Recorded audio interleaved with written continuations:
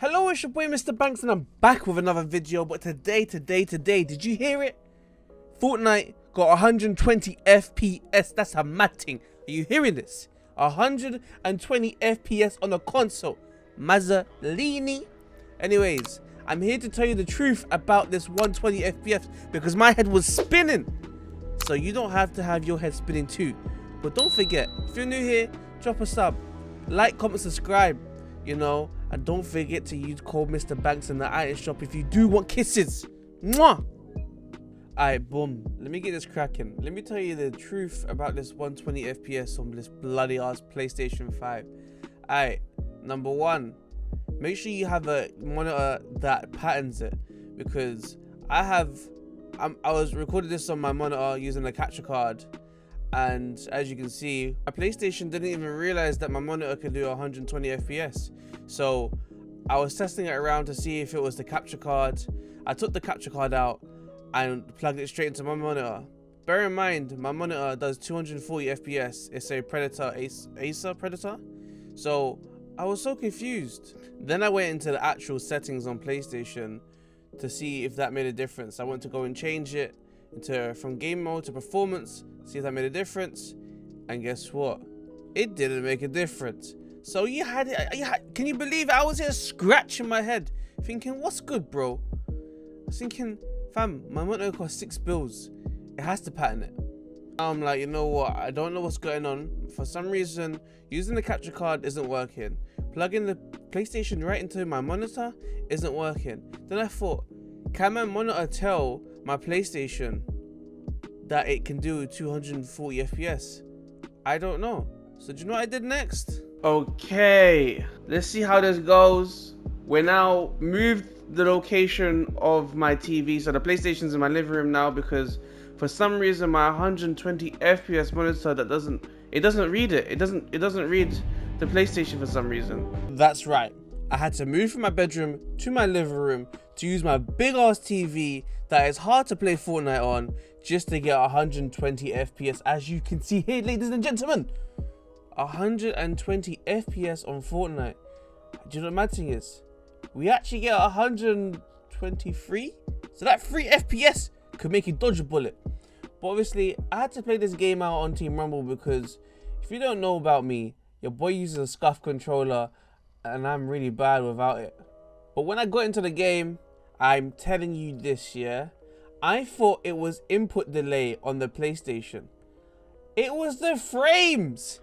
When you have 120 FPS matching your gameplay, I'm telling you, you become like Super Saiyan Ultra Instinct Goku. You're slapping up Jiren. If you're here watching my gameplay, let me tell you a tip. When you get a PlayStation 5, or if you have PlayStation 5, make sure you turn that tactic damn ass feedback off, because it ruins it. It ruins it. Make sure you turn it off like I did over here, because it is dog if you're trying to be competitive anyway. But going back to the truth about this PlayStation 5 to 120 FPS, basically, when you change from 60 to 120, for some reason it feels like your input delay is just deleted. It's because your gameplay matches the frame rate. You know, when you turn your sticks, it turns at the right time. 60 FPS wasn't cutting it because you was doing a lot more information using the controller than the monitor could do output.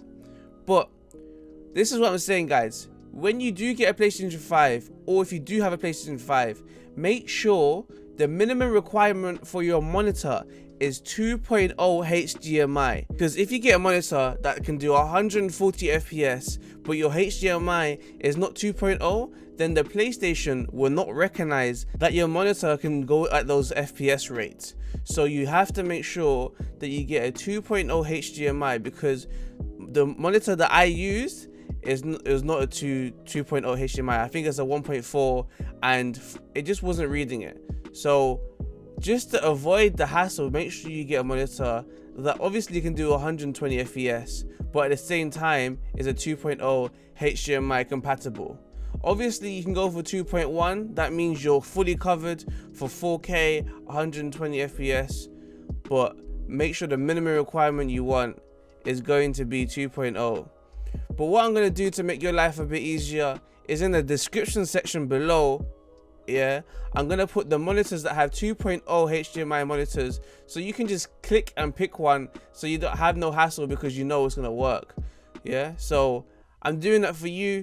So if you're new here, make sure you comment and subscribe because I'm doing this for you. Yo, so also to add to this, make sure you have good quality HDMI cables that can do high speed. The best way that I know of is checking if the cable is a thick thing. But yeah, you have to check the cable is thick, and more time is if it's hella thick, then you're good to go. But I think that's about it that I covered, man. So that's the truth about PlayStation. You have to be very specific about how you know, go and pattern this situation, because it's actually hard. My monitor, believe it or not, it can't do 120 FPS on PlayStation, but my TV can. But I don't want to play in a 75-inch TV, so but my monitor could do 240 FPS, but not from PlayStation using HDMI. So I don't know what I'm going to do here. Obviously, I can't even play PlayStation 5 because I don't even have a SCUF controller, and I'm really bad otherwise. Otherwise, I would be playing that.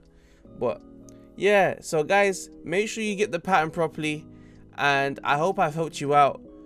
So if you're gonna get a PlayStation, or have already got a PlayStation and you're wondering why you're not getting 120 FPS, that's why. It's because the monitor you have isn't 2.0 compatible, or maybe your cable's not working, but most likely it's gonna be the monitor.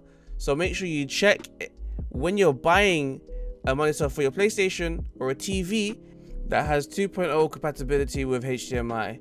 Then you're chilled and you're good. Because I've seen some, not scammers, but people out here misinforming people to say, oh, if you've plugged it in and some people aren't seeing their 2.0, it's because it's the monitor's not compatible. It doesn't have the right HDMI input, as in the 2.0. So don't listen to those wafflers saying, oh yeah, you still got 120 FPS. No, they just waffle, whole lot of waffle. So actually, you know what? I'll just show you. All right, so I've looked for some monitors, and these are the monitors that have minimum 2.0 HDMI compatibility.